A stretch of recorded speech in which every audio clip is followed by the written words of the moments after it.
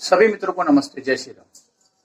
मित्रों, भारत पाकिस्तान का मैच हुआ अभी T20 वर्ल्ड कप का। हमने देखा कि भारत की हार पे कुछ पाकिस्तानी प्रेमियों ने, या हम कहें कुछ जिहादी प्रेमियों ने, सिर्फ और सिर्फ हिंदुओं को उकसाने के लिए पटाखे फोड़ के जश्न मनाया।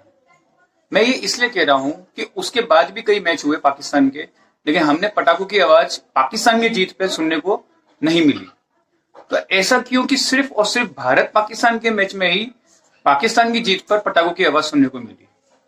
उसका सिर्फ और सिर्फ एक ही कारण है, और वह कारण है हिंदू प्रेमी लोगों को या हिंदू सनातनी भाइयों को या बहनों को उकसाना।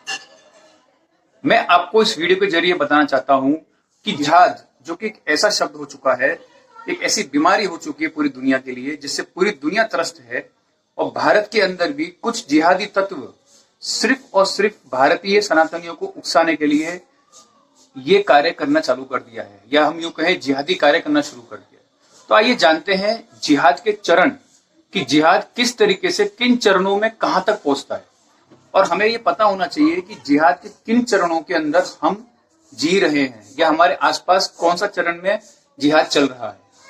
आइए जानने की कोशिश करते हैं इस वीडियो के जरिए जिहाद के कुछ चरणों के बारे में। जिहाद अचानक नहीं होता है, वह बहुत धीरे धीरे होने वाली प्रक्रिया है, जिसमें पहले काफिर यानी कि हम लोग हिंदू जिसको बोलते हैं, उनकी ताकतों को परखा जाता है और उनकी ताकत के हिसाब से ही तैयारी की जाती है। जिहाद के पहले हर स्तर पर हिंदुओं को मानसिक रूप से तोड़ा जाता है।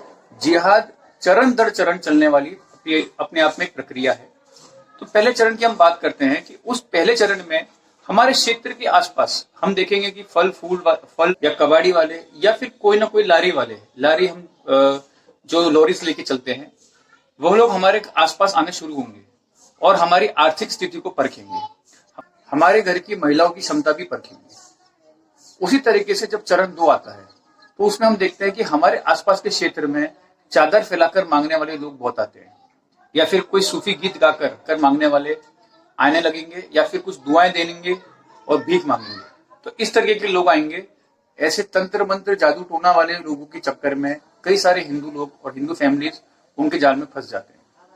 फिर तीसरा चरण में हम देखते हैं कि हमारे आसपास के क्षेत्र में कई सारी दुकानें खुलेंगी, खासकर की लेडीज टेलर की दुकानें या फिर चूड़ी बेचने की दुकानें, कि जहां पे लेडीजों का आना जाना हो, हमारी हिंदू सनातनी महिलाओं का आना जाना हो, ताकि उनसे संपर्क बढ़ सके और उनको लव जिहाद में जाके बढ़ावा दिया जा सके। उसी तरीके से चौथा चरण होता है, जहां हमारे क्षेत्र के आसपास कुछ मुसलमान रोड कब्जा कर लेंगे, छोटी छोटी दुकानें खोलने लग जाएंगे, या फिर कम कीमत में काम करेंगे। जैसे कि हम देखते हैं कि कहीं भी कभी फल फ्रूट सब्जियां जहां मार्केट में 40 रुपए किलो होती है, वह 30 रुपए किलो में बेचते हैं। तो हिंदू क्या है, ऑटोमेटिक उस चीज को छोड़कर उनके पास काम करवाने जाने लग जाता है, उनकी दुकानों पे आना जाना चालू हो जाता है। और उसी तरीके से हम ये देखते हैं कि जहां उनकी दुकानें होती है मुसलमानों की, वहां पे मुसलमानों का लड़कों का जमावड़ा शुरू हो जाता है, और फिर धीरे धीरे उस क्षेत्र पे वो अपना कब्जा करना शुरू कर देते हैं। 5वें चरण में हम ये देखते हैं कि वही जिहादी लोग हिंदुओं की दुकानों में या फिर हम कहें कि कुछ व्यापारिक प्रतिष्ठानों के अंदर नौकरी करना बहुत ही कम वेतन में शुरू कर देते हैं। 6ठे चरण में हम ये देखते हैं कि हमारे क्षेत्र के आसपास हलाल किए हुए मांस की दुकानें खुलना चालू हो जाती हैं। 7वें चरण पे हम देखते हैं कि वही जिहादी लोग धीरे धीरे हिंदू बहुल क्षेत्र के अंदर मकान खरीदना चालू कर देंगे, या दुकान चालू कर देंगे लेना, या फिर किराए पे लेना चालू कर देंगे।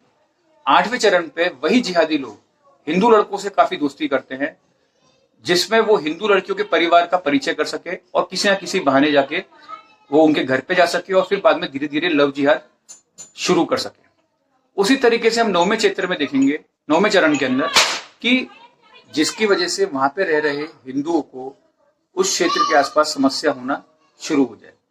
11वें चरण में यह देखा जाता है कि वह अपने आप में धीरे धीरे हमारे जो धार्मिक आयोजन होते हैं, चाहे गणेश पंडाल हो गए, दुर्गा अष्टमी हो गई, वहां पे धीरे धीरे विरोध करना शुरू कर देंगे। और हम देख रहे हैं बंगाल के अंदर या बांग्लादेश में क्या हुआ है। और उसी तरीके से आखिरी चरण 12वें चरण में वह लोग जो जिहादी लोग हैं, वे हर तरीके से अपना अधिकार जताएंगे, मौके की तलाश करेंगे कि कब और कैसे हिंदुओं को अपमानित किया जा सके या फिर उन पर हमला किया जा सके, जो हम आज के टाइम पे यूपी, केरला, बंगाल देख रहे हैं, कश्मीर में हमने देखा। तो हम लोग स्वयं इन लक्षणों को पहचाने और ये तय करें कि हम किस जिहादी चरण में जी रहे हैं। और यदि ये सब होता देखकर भी हमारी आंखें बंद है और हमें कोई फर्क नहीं पड़ता, तो विश्वास रखिए कि हमारे आने वाली पीढ़ियों को मुसलमान बनाने से कोई रोक नहीं सकता। इसलिए अगर आप खुद को कट्टर हिंदूवादी बनते हैं, सनातनी समझते हैं, तो कम से कम इन जिहाद के चरणों को पहचानिए, उनके खिलाफ एक्शन लीजिए, कानूनन एक्शन लीजिए और ऐसी चीजों को रोकिए। सत्य सनातन वैदिक धर्म की जय। जय हिंद, वंदे मातरम।